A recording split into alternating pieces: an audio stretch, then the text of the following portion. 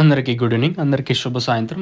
ఈరోజు ములకల్చీరు మార్కెట్ సంబంధించి అంటే సాయంత్రం మార్కెట్‌లోకి ఇన్ఫర్మేషన్ మీకు ఈ వీడియోలో తెలియజేస్తాను చూడండి.